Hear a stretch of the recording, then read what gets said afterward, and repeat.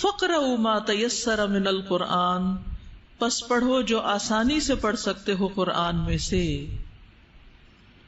قرآن سے مراد یہاں قیام اللیل ہے۔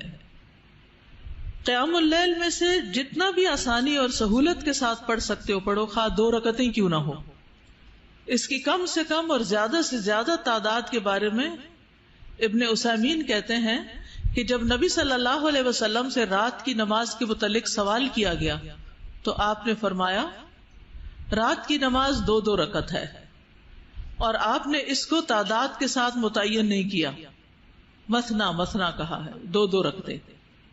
تو جب نبی صلی اللہ علیہ وسلم نے اس کے لیے کسی گنتی کو متعین کیے بغیر کیفیت کو واضح کر دیا تو اس سے معلوم ہوتا ہے کہ نماز کا معاملہ وسعت رکھتا ہے۔ انسان 100 رکعتیں بھی پڑھ سکتا ہے اور 1 رکعت کے ساتھ اس کو وتر بنا سکتا ہے، یعنی 2 رکعتیں بھی پڑھ سکتے ہیں، 100 بھی پڑھ سکتے ہیں، ٹھیک ہے۔ ابن باز کہتے ہیں کہ بہرحال یہ بات انسان کی طاقت کی طرف لوٹتی ہے۔ نبی صلی اللہ علیہ وسلم 11 رکعات ادا کرتے تھے، ہر 2 رکعت پر سلام پھیرتے تھے۔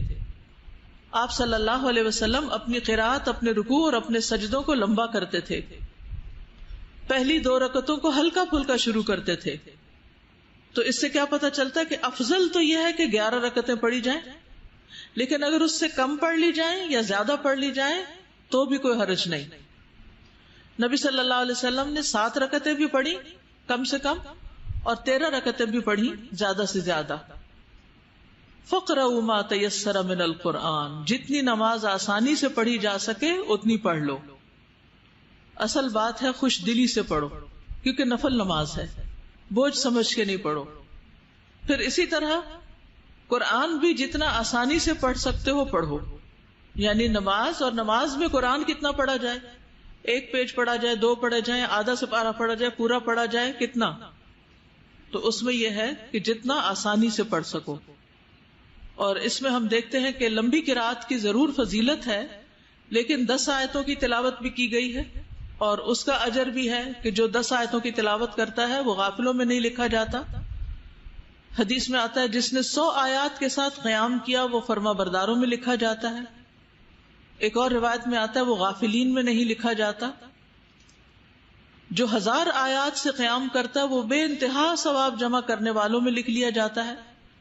نبی صلی اللہ علیہ وسلم کی قرات کبھی مختصر ہوتی تھی، کبھی لمبی ہوتی تھی۔ کہا جاتا ہے کہ یا ایھا المزمل کی مقدار کے مطابق جو 20 آیتوں والی سورت ہے، یعنی اس کے برابر پڑھتے، کبھی 50 آیت کے برابر قرات کرتے تھے۔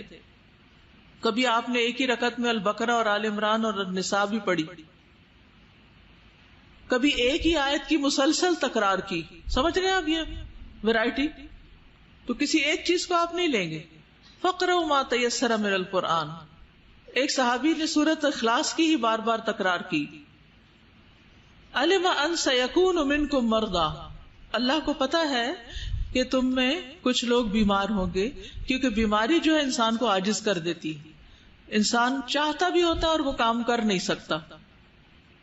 نبی صلی اللہ علیہ وسلم ویسے بیماری میں بھی قیام نہیں چھوڑتے تھے۔ حضرت عائشہ کہتی ہیں کہ رات کا قیام مت چھوڑو، کیونکہ رسول اللہ صلی اللہ علیہ وسلم اسے نہ چھوڑتے تھے۔ اگر بیمار ہوتے یا کسل مندی کی کیفیت ہوتی تو بیٹھ کر نماز پڑھ لیا کرتے تھے۔ ابتدا میں نبی صلی اللہ علیہ وسلم رات کو نماز کبھی بیٹھ کر نہیں پڑھتے تھے، لیکن جب عمر رسیدہ ہو گئے، جسم کچھ بھاری ہو گیا تو آپ بیٹھ کر کے رات کرتے تھے۔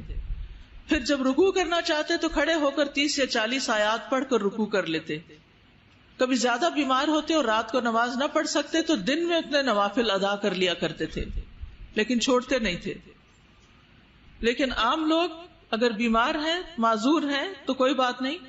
وَآخَرُونَ يَضْرِبُونَ فِي الْأَرْضِ، اور کچھ دوسرے ہیں جو زمین میں سفر کریں گے، مسافر ہوں گے، تو مسافر سے تو فرض نماز بھی قصر ہو جاتی ہے، کم ہو جاتی ہے۔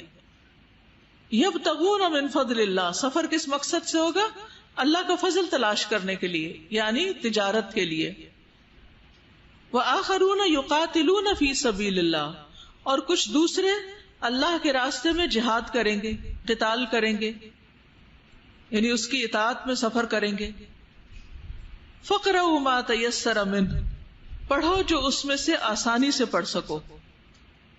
یعنی انسان ہمیشہ ایک حال میں نہیں رہتا، کبھی بیمار ہے، کبھی سفر کی ضرورت پیش آ گئی ہے، اور کبھی اللہ کے راستے میں نکلنے کی ضرورت پیش آ گئی ہے. تو جیسی جیسی سچویشن ہو اس کے مطابق نماز ادا کر لو، آسانی سے جو پڑھ سکتے ہو پڑھ لو. فَقْرَؤْا مَا تَيَسَّرَ مِنْهُ، تو اس آیت سے فَقْرَؤْا مَا تَيَسَّرَ مِنْهُ سے جو پہلے قیام اللیل فرض ہوا تھا اب وہ نفلی عبادت بنا دیا گیا.